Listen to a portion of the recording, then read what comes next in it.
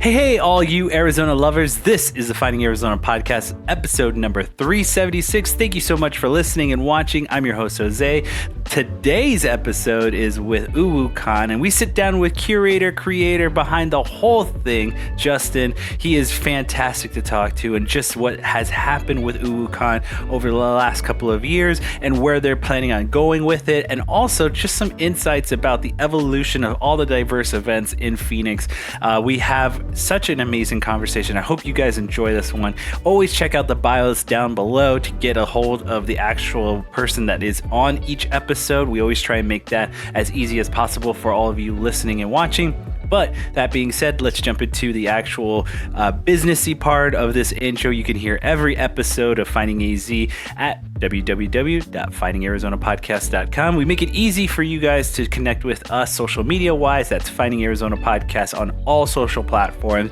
And last but not least, Finding Arizona Podcast at gmail.com to let us know who you want in next, and we will try and make that happen.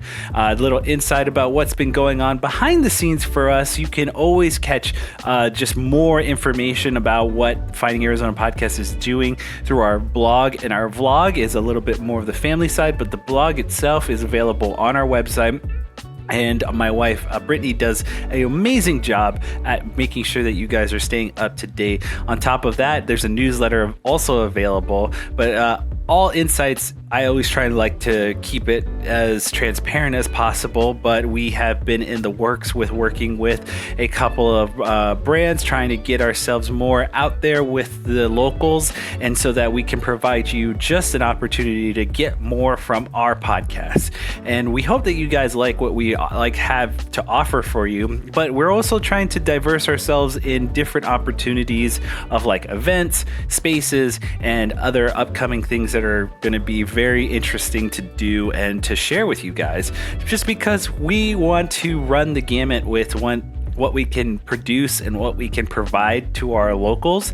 We want to make sure that you guys are getting the really unique spaces and opportunities to understand where these creators are coming from, on top of which we want to give the voices to those who don't get an opportunity to share their story. This is what the goal is for this podcast from the get-go, was to provide those stories and those interesting stories to you, the listener, and be able to provide an opportunity for the actual owners to share, their vision, their dream, and their hopes. And so that is kind of the things that are going on behind the scenes. We are making ourselves branch out a little bit more, and it's been great. And it's actually going to be coming full circle in just a few months from now, because we're going to try and do some top secret-y things that I really hope that will be flourishing here soon with I'll just say it, with a new space, so that we're going to try and make ourselves even more available and even more opportunities to create and provide stories. So that being said, let's just jump into this episode. This is episode number 376 with UwU Con and Justin. I hope you guys enjoy this. I will see you on the next one. And as always, kisses, hugs, and belly rubs to our four-legged friends, and I will see you next time.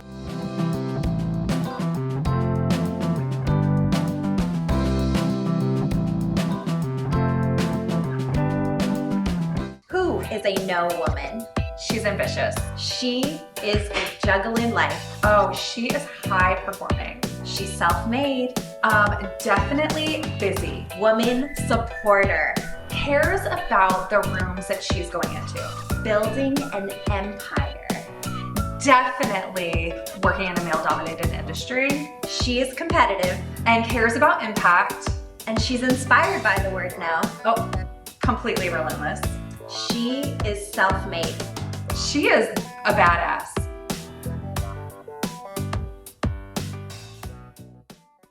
Welcome back, everybody, to the Finding Arizona podcast. I'm your host, Jose. As always, we bring in special guests, and today is no different. I'd love to introduce Justin here, and it's great to meet you. Hey, nice to meet you. So the thing that we're going to be talking about, and I'm very excited because we were talking off air about this, is UwU Con. Mm-hmm. And am I saying that right? I want to make sure I'm very much on brand. I'm pretty sure it's just UwU. Ooh, okay, awesome.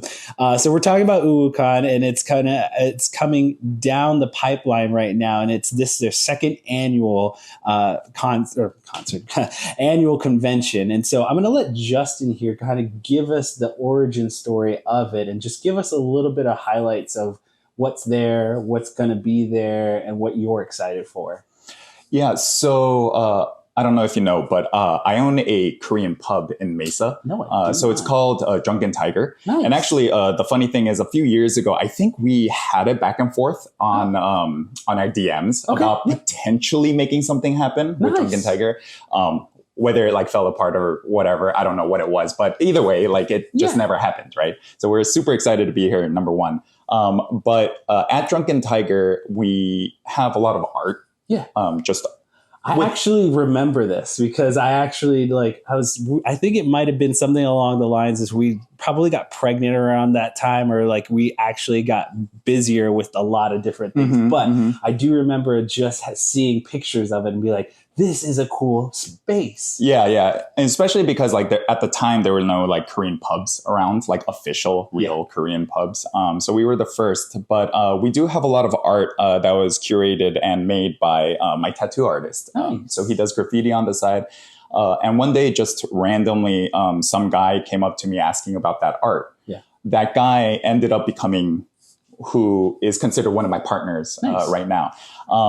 And originally, we just kind of started talking about the art, kind of like what you like about it, what you don't like about it. We kind of got into what anime is at that time, because there's a lot of like kind of genres. Anime style-esque murals within Drunken Tiger. So we started talking about that. And at the time, I wanted to build out a cafe. Yes. And then we were thinking about concepts, and I kind of threw it out in that conversation. I was just like, hey, like, what do you think about something like a cosplay cafe or like an anime cafe? He seemed to really like it. Yeah. And that's literally how that started. That eventually became kind of like the catalyst for, you know what, maybe not a cafe. Could we do a con? Could we do an event?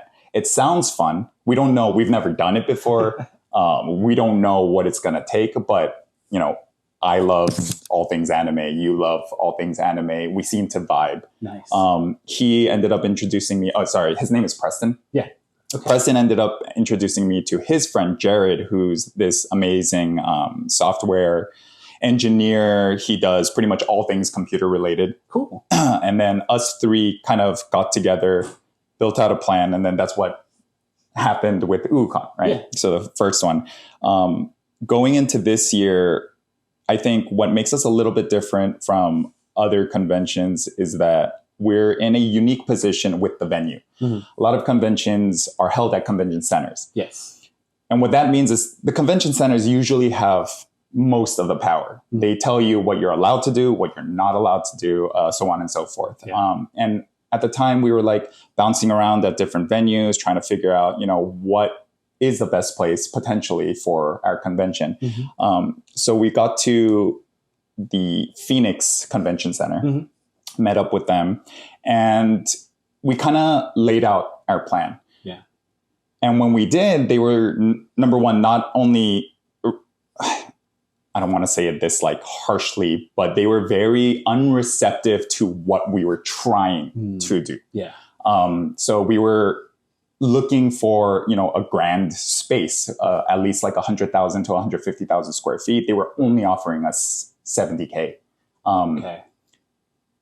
Not only that, when I asked about food, they were like, you can't bring in food because we have food that's already held at the convention center. Yeah.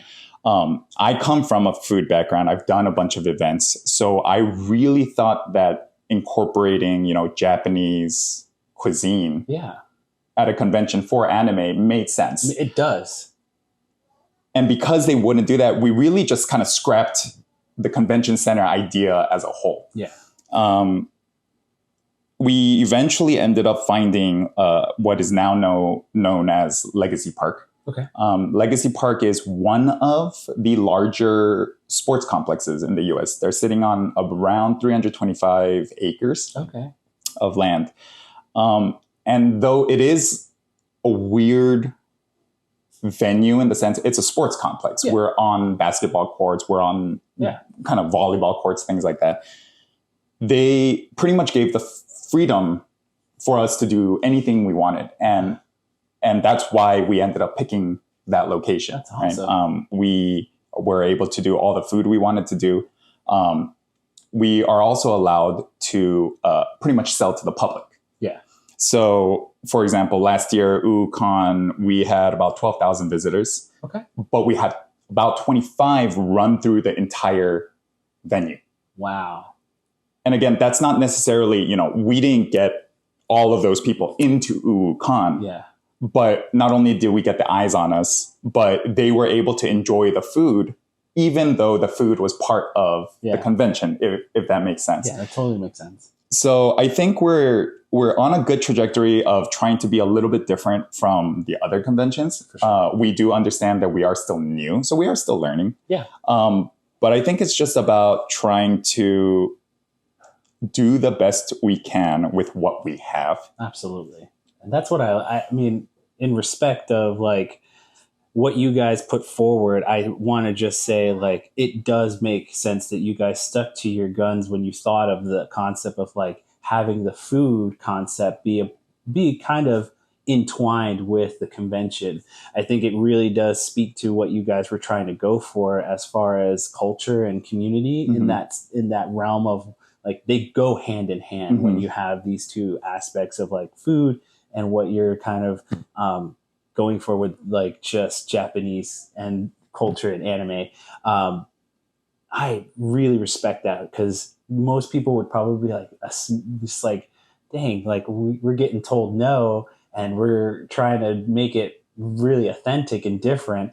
And we can't, the food aspect is just hand in hand with it. So I kudos to you guys for well, I appreciate it. Decision. And at the end of the day, it's really just about us doing what we think is fun, what we think is different. Yeah. A lot of these conventions have a lot to do, but also it feels like there's not that much to do. I know it sounds a little like similar. It's a little strange to say it that way, but when we put in the food, not only did we put in the food, but we looked up at like into the sky of the venue and we realized that they had a zip line. Nice. We were like, why not just open the zip line for, people to just use for free, for example, right? I think adding those kind of like little quirky details, I think makes it a little bit more interesting rather than like kind of like the same old, like, hey, let's go to this convention where there's tables, and panels, tables, vendors. Yes. Maybe a couple things to do here and there, but like we just want to make it different. So we kind of like run off this idea of like, we just want to do cool and fun things. Absolutely. Regardless of, whether or not people think we're, bringing in, money from, like, we're not trying to make money off of this zip line idea. We literally want people to have fun. Absolutely. And if there's something new that they've never seen at a convention before, we're like, why not try dabbling in it? Yeah. We're not trying to like compete head to head with all of these conventions. I think there's enough space and people to go around. Absolutely. We're just another different option at the end of the day. Yeah.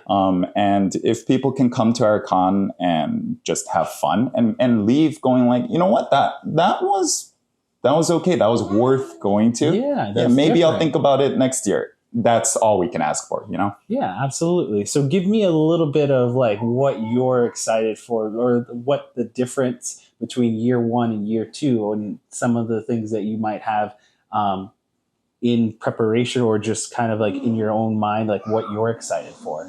So last year, I would say from a event perspective, we were nearly bare bones. We were, like I said, we were brand new. First time going. Yeah, we were trying to figure things out. So we had all the basics down. Yeah. Right. So we're like, we need panels. We need merchandise vendors. We need celebrity guests or voice actors for signings, et cetera, et cetera. After year one, we noticed that we kind of became more of like a fun con as opposed to like a super serious event convention style thing. Yeah. And then so going into year 2, we kind of wanted to up that level of fun, really is what it is. So as we already talked about, I added in the food aspect of it. We're growing that a little bit more this year. So last year was fully just Japanese anime related. Got it. We're now moving into year 2, trying to kind of merge the comic and pop culture scene in with anime to become a full-blown convention. And so we're expanding the food. We're introducing pretty much any kind of cuisine that really applies. Yeah. So we have Italian food coming. We also have like barbecue coming. And this is on top of like the Japanese food that is already in it. One of the things I'm excited about, and I was excited about this last year as well, but because I love food and because I'm in the food industry, I've been helping each booth kind of curate their menu items based on what we have, right? Yeah. So this year, for example, we're bringing in Star Wars. Oh, nice.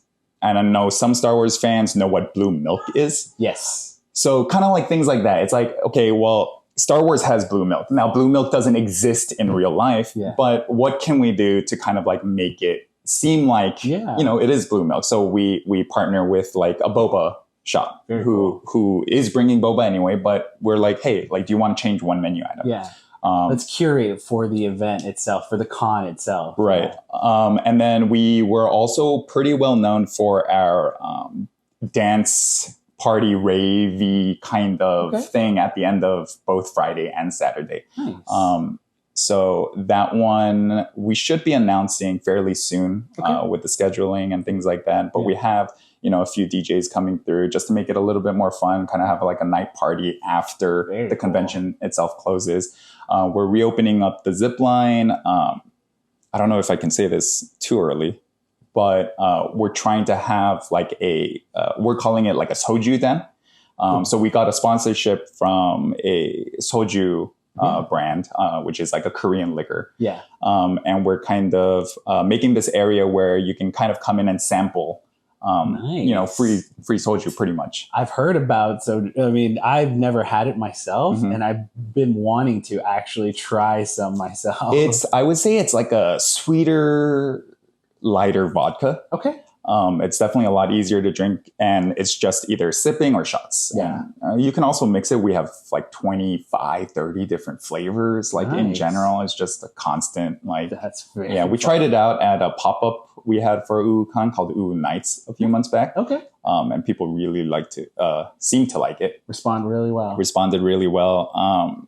This year, we're changing up panels as well. So instead of having separate panel rooms, which is like the typical MO of a lot of these conventions, we know that's where we're a little weak. Yeah. So instead of doing panel rooms, we kind of wanted to do main stages. Where we'll have 2 main stages all 3 days, just completely packed from the beginning to the end on like a half an hour or to an hourly basis. Where instead of the panels being enclosed into these rooms where maybe 20, 30, up to, 40 people can maybe come in, we'll just have it out in the open so that everyone can enjoy it. Nice. And you can just kind of look at the schedule and be like, you know what, I want to watch this at this time. And you don't have to go, across the convention center to another part of it just to see it. It'll be like the main. Yeah. It's kind of like a giant floor. Hall H sort of situation. Right. We are also doubling in size nearly this year. So last year we took over about 150,000 square feet. We're, I think, looking at 250,000 square feet. Nice. We had about 200, in between 200 to 300 vendors last year. We're ending at about 400 to 500 this year. What? This is collectively including like merchandise, cosplay, food, etc. How exciting for you is, the variety of different vendors coming in from the first year? I think what we were actually more surprised about is that after the first year, we almost got an instant re-up, at least from the artist perspective, which is a little bit more locally based typically. Yeah. I don't know what we did to like really like make them happy, but a lot of them almost instantaneously signed up for this year. So in terms of vendors, I feel like it became a little bit easier Okay. this year, just because we kind of proved ourselves last year. And when I say prove myself, not that we succeeded in every possible way we could have imagined, but we succeeded in, throwing a convention that wasn't a fire festival. Yes. And, at the end of the day too, I understand that people might have some reservations about going to a convention for the first time. You don't know what they do. You don't know what they could do. Yeah. So we did have to deal with that a little bit, but because of that, this year we have pretty much all eyes on us, kind of like, what are you guys going to do next? Like, you guys succeeded your first year, you guys survived. You guys are now among one of the larger anime conventions going into year 2, but can you keep that up? Yes. And can you also step it up almost? Right. And that's really the bigger problem. It's a good problem to have, but it's a problem nonetheless, because we don't want to go so ridiculous that people are put off by UwU Con. Yeah. But at the same time, we do know that we have to grow no matter what every year, because otherwise you get stagnant. Yeah, absolutely. So we were talking a little bit off air about kind of where your love and passion comes from. I'd love to just, again, step into that realm of like, give us a little bit of like what you like, particularly yourself, and then also how it came into your life, just so that our listeners can get a feel for like, who you are. Yeah, so I'm a Korean American, and back in the day, we used to have blockbuster style things for the Americans. Yes. Because at the time, it's not like, K-dramas and stuff are popular now. Yeah, they weren't. Back in the day, we had to literally, these people would import these VHS cassettes and build out their own little like shop. Yeah. And so we would go there once a week, and then maybe a video might have like 2-3 episodes of a Korean drama. Now, among those, they also had animation. At the time, as we already said, anime wasn't too popular here, but in Korea, it was close enough to Japan that they had a lot of crossover. So I was watching like Sailor Moon in Korean. Nice. I was watching Saint Seiya in Korean. But at the time, I was still way too young to fully understand and appreciate what it was. And then I kind of fell off of it for a while, and then kind of refound it around the 6th grade. I think that's when like Dragon Ball Z started coming out. Pokemon was popping up, Digimon. So that's how I started. Once the era of like Inuyasha, Yu Yu Hakusho, things like that started happening, that's when I really dove in. Got it. Going into it now, I don't watch too much stuff now. I'm more of a reader, actually. So I read a lot of manga. But right now, I'm definitely enjoying like Jujutsu Kaisen. Full Metal Alchemist is one of my favorite ones. I saw that. But I think for me personally, I don't really have a specific genre that I follow. I give it a shot. Yeah. And if I like it, I like it. Yeah. And if I don't, then I can move on. There's so many to choose from. Yeah. And then I also just kind of like in the culture itself, because we were talking about like these subgenres and things like that. I mean, you as a business owner in particular, how much this kind of evolution has come about, not only in your career, but also just being able to like enjoy it as a fan yourself. Like, I mean, just overall, like, what is your perspective of like now Netflix is coming in and sharing these, Korean dramas and animation at the same time? Like, you have full access or full ability when it comes to apps like Crunchyroll and things like that. Right. How have you, I guess, used that kind of understanding of the business side of it in your own business and with UwU Con? In terms of my own business, I would say the only things I really do in terms of that or any kind of correlation or things like that would be, like I said, the art on the inside or the decor. Every now and then, depending on what comes out. Like, for example, Squid Game. Yeah. When Squid Game popped off, it really popped off here. Yeah. And we started making those the sugar cookies. The sugar cookies, yeah. So we started selling those, for example. Nice. So there is crossover if you think hard enough about it. A lot of people will probably look at a Korean pub and be like, why would that be in any way, shape, or form related to anime or K-dramas or anything like that? I also think it helps just generally knowing that we don't have to hide being nerdy anymore. Yeah. There was no way that I would ever tell anyone that I was reading a manga or watching, Sailor Moon back in the day, but now people are rapping about it. People are really proud. Like Michael B. Jordan and Coach, they did a collab. Uniqlo and Spy Family, they did a collab. Like Dolce & Gabbana and Jujutsu Kaisen, they did a collab. Yeah. Like it's becoming this mainstream cool thing. Yeah. So I think just generally it has helped the anime, pop culture, and comic community kind of shine a little bit more bright. Yeah. And I think in that aspect, that's what I think really helps like the community and as well as what we do as UwU Con, because without the fans or without the people striving to push anime and pop culture and comics out there would be no reason for us to exist. Sure.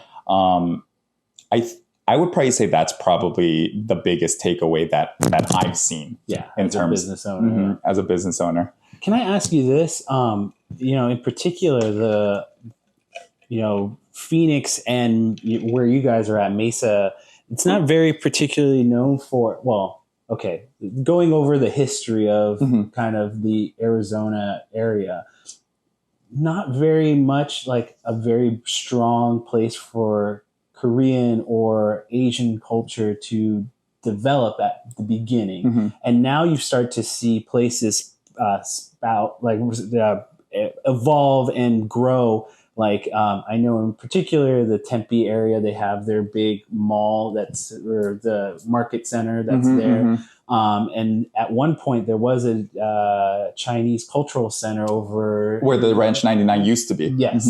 And so as I'm native indigenous here, I just wanted to kind of understand culturally and like how your family came to be here or where, your own history and understanding of the culture and as it evolves and seeing it grow in a desert location like this. And it's be so far away from the ports of, San Francisco or New York or things like that.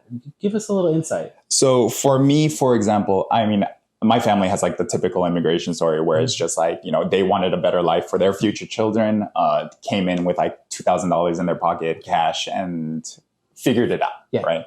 I was fortunate enough that my parents went directly to LA. Okay. So I lived in LA about half my life. And in the beginning, it was a little slow, kind of like how it is now. But I mean, if you go to LA now, Koreatown has just taken over pretty much like the majority of LA. It used to be a more like Hispanic heavy area. And now there's like not only crossover, but because of that, there's a lot of more minority influence as a whole.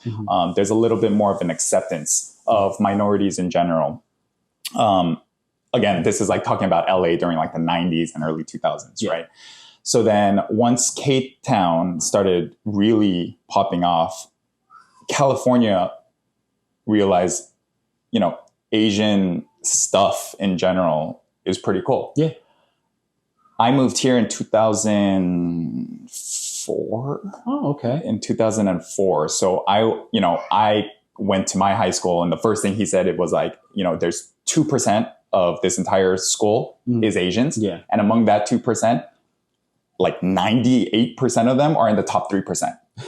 So he's just like, I hope I see you like at that 3%. And I'm like, is this racist? Or like, I couldn't really tell, you know? Yeah. But like when I first moved to Arizona, that's how Arizona was. It was an infancy. Yeah. It was super there was a lot of space. Yeah. But other than that, there wasn't a lot really going on. Yeah. Now, we fast forward to 2023, where I think we have grown a lot. I would still say we're about 5-10 years behind places like LA. Yeah. But because of the influence that, California has on Arizona, whether it's negative or positive, we're getting people who have already kind of lived in that kind of community. Yeah. So they're bringing in those ideas into this community because they're like, you know what? I think it would be cool to have. And that's why like my restaurant exists. I missed the Koreatown bar scene. Yeah, that's what I'm trying to get at. Like, right. So I decided to do that because I missed it. Right. At the same time, like you said, Netflix, I think I read an article that they like invested 3.5 billion into Korea. Wow. And that's just to pump out Korean dramas. Yeah. Webtoons now are getting popular, which is like the Korean version of anime and manga. Yeah. So I think whether or not it's because of K-pop, I have no idea, but it's being pushed. Yeah. And because they're being pushed, I think it helps the other Asian communities kind of rally behind a rising Asian type of influence. For sure. And being like, hey, you guys like this. Yeah. Check this out. Yeah. Because like, it's not just this one thing. It's not, we're not, pigeonholing you into just Korean stuff. It's like, hey, like K-pop is popular. You guys enjoy K-pop. K-dramas are popular. You guys enjoy K-dramas. Check out anime. Anime is a Japanese thing that does fantastic, blah, blah, blah, blah, blah. Oh, check out this Malaysian spot with this kind of food, for example. Absolutely. And I think because of that, I think the growth is getting better in Arizona. I think it also helps with the people's understanding of that culture as well. Yeah. So I think even if, we can play with like the whole Republican Democrat debate in Arizona, but I think regardless, it helps people kind of open their minds and kind of learn. Yeah, absolutely. I think one of the greatest things for me is just kind of like seeing how much the Phoenix, Arizona has evolved into this very mixture of like, never would have said that in the melting pot aspect of like, in a couple of years, decades back, where it's like 90s to early 2000s, like absolutely not.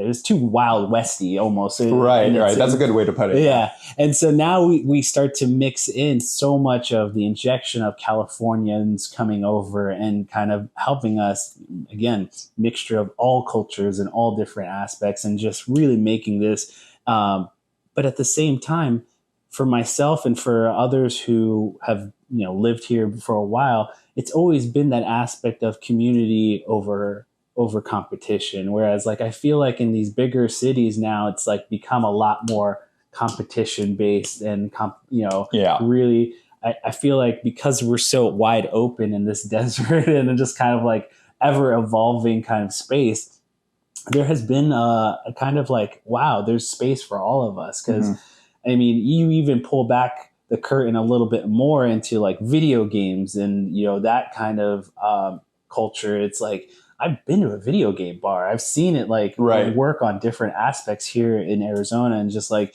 just really pulling back different businesses and different cultures that have these different elements. And it just really kind of works sometimes. And it just really allows for things like your UwU Con and then other different businesses and different event spaces to happen, to grow and to actually become something big. And so I'm very excited for what's down to like come in the future and what's been going on recently. So I really do appreciate you guys just like allowing for evolution to just progress along and really help people understand where you guys are coming from. So yeah, I think that's definitely a good way to put it. At the end of the day, competition is what gives rise to people trying to strive for more. Yeah. And then being in the restaurant industry for a while, there are, of course, kind of like rivalries, as you would say, probably. But being in that industry for so long, and especially being an Asian-owned business, Asian-themed, concepted business in Arizona. When I see similar things pop up now, like let's say like, oh, this place is doing a Korean pub. My first thought isn't like, oh my God, what's going to happen? What's going to happen? Yeah. It's, I'm really happy this is coming in because the more of these things that come in, the more people kind of like see and are able to understand and learn. So we think about UwU Con kind of similarly. We never came into this thinking like, oh, we're going to slap Phoenix Fan Fusion and let's say like Saboten or Anime Expo, whatever it is. We're not trying to be the premier, anime thing. We just want to be another option. We want to be kind of like a fun, cool, maybe you'll learn something, and that's what we really want at the end of the day. That's awesome. Give us the rundown for the event actually as UwU Con as a whole, like, give us the days and then also give us a little bit of like the kind of sub events that will be taking place that you want fans to be prepared for and highlighted and understood, so that before we go, we usually ask like, what are some goals that our fans, listeners can help you achieve? So it's like, I'd love to first get that whole list of like, what's up and coming, what's, what you have already spouted off. But it's like, I would love to just also get some goals that we can help you accomplish. Yeah. So UwU Con this year is going to be October 27, 28, and 29th, which I believe is a Friday, Saturday, Sunday. Okay. We're going to be open all 3 days. We have, I think, a little over 20 voice actors whom we're still announcing. Yep. We do have a couple hidden gems that we're kind of like keeping close right now, just to like surprise everyone a little down the road. As I said before, we have in total about 400 to 500-ish vendors. Nice. We're going to have K-pop dancing, which is a little bit different from last year. We did have it, not to the extent that we will be bringing it this year, for example. Same thing with the panels. Like I said, I'm super excited about the new stage setup. We have like hero screens. People are going to be able to see it regardless of where you really are in the facility. Nice. The food, we had about 10-ish last year. We're looking at about 15, very cool. Bringing in, like I said, a little bit of a larger melting pot, not just Japanese related. We have our soju garden. We have a completely separate section where it's going to be really for non-vendor things, if that makes sense. Okay. So we're going to have like cosplay competitions in a separate room. Nice. With a separate stage next to, photo op sessions with photographers, Zipline, we're opening up again. The alcohol that we spoke about will be happening. We're hoping to get some kind of like maid cafe and do, something fun for, they have a restaurant on site that's not really being used. Okay. So we're hoping we can maybe go into that and kind of like play with it a little bit. Yeah. A lot of the things we do at the end of the day is just, like I said, for fun. So if we think it's a good idea and we think it's worth a try, we'll try it. And if it doesn't work out, then there's always next year, hopefully. Yes. Right? Yes. The only thing that I would say in terms of like the community or the guests is, if you haven't come, give us a shot. Yeah. I like to think about it as if I go to a new restaurant. Yeah. It's not going to be for everyone. But that's also not what we're trying to be, right? Absolutely. We're just trying to bring the community together and give them another day or 2 or 3 to be another outlet for them. Very cool. to enjoy what they like. So I think that's the gist of what I think. Again, like there are some things that I can't talk about just because we haven't announced yet or things like that. But I think for the gist of it, I think we are definitely just trying to push that community aspect a little bit more. Right. I think if we're able to, we don't even have to really grow in the sense of like numbers this year. We succeed if we know people leave happy. So it's kind of the same thing as like my restaurant, if you leave happy and full, great. That makes doesn't matter if you order the French fries or the most expensive thing on our menu. Like we just want you to leave happy and full. Awesome. Well, that really makes me happy as far as a kind of, I'm a real big community guy, and like I love going to different events. So I'm definitely going to try and come by and come check it out, and hopefully be able to see you. Please do. Yeah. I'm bringing the family along as well, because that's really something we were talking off air. My little brother and his family love everything anime. So I'm just going to try my best to make myself available for that actual day, and come out and join you guys. And I'm very excited. This is something new and something very much like in the realm of like what I would love to see in a convention. So it means a lot that you gave us some time to share your story. No, I appreciate being invited out here. I've known about you guys for a few years now at this point. So, and definitely let's make the, I want to come into your business, and I want to do like a walkthrough and like talk with you. Yeah. Whenever you have time, let me know.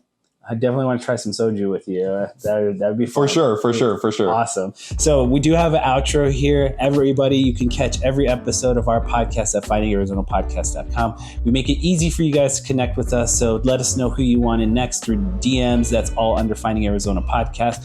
Last but not least, we always say kisses, hugs, and belly rubs to our four-legged friends, and we will catch you next time. Bye, y'all.